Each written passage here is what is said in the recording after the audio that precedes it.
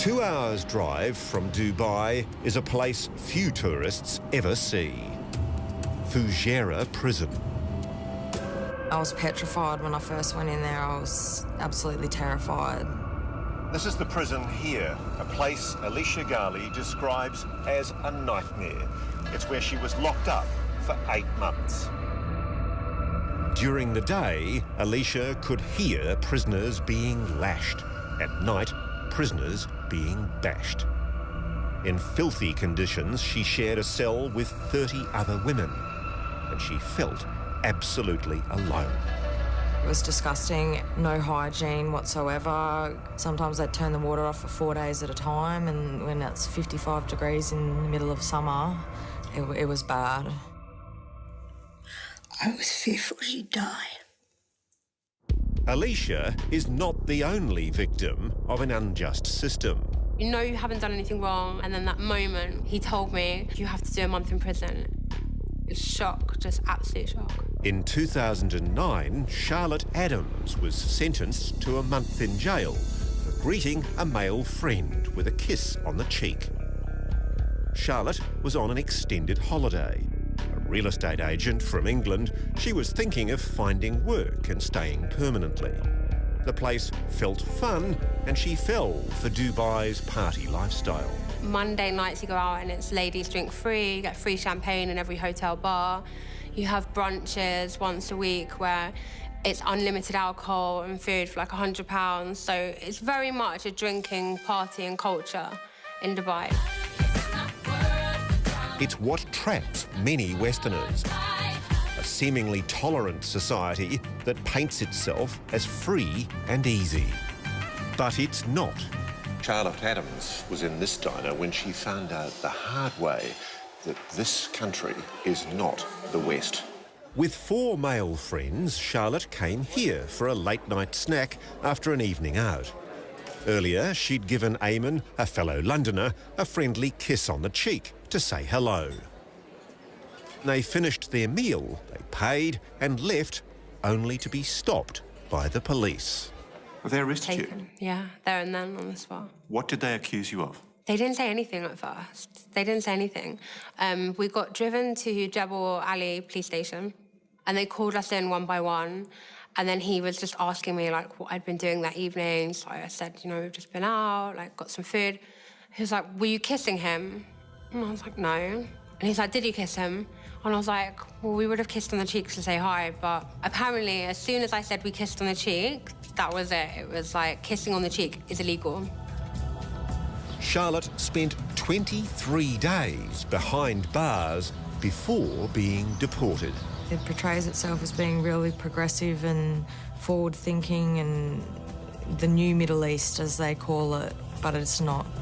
After serving 8 months, Alicia Gali was released early from prison as part of the celebrations in the UAE for the wedding of the Sheikh's son. Also pardoned that same day the men who raped her. When you finally got that call that she was coming home, This is where I cry.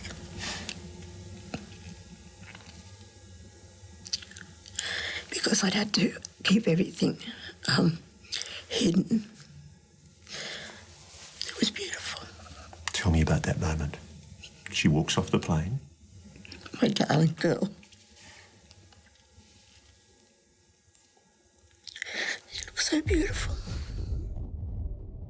Since arriving home 4 years ago, Alicia has been unable to work. She suffers severe post-traumatic stress disorder, is on medication and now lives with her mum. She says Starwood Hotels, whose company motto is "Do the right thing," have offered no ongoing support. They can't even help me to recover. I can't work, I can't afford my treatment, and they won't even help me with my medical bills.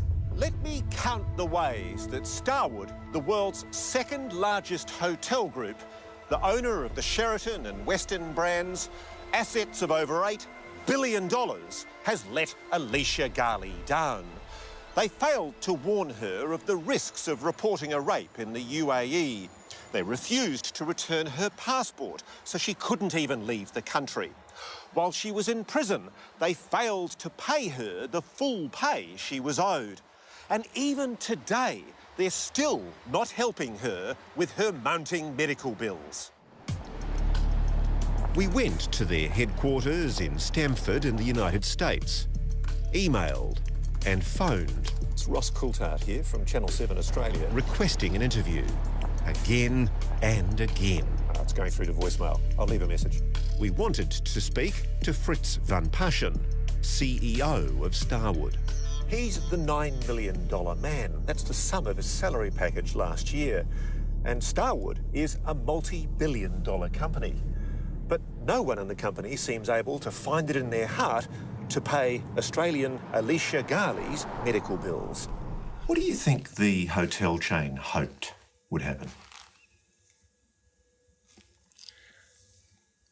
That it would be swept under the carpet, not be dealt with, just go away. It's very, very hard to see and understand what's... Sorry, what's wrong? Oh, I'm crying. Sorry. I'm sorry, darling. Do you need one? Yes, please. Are you crying? Oh, darling.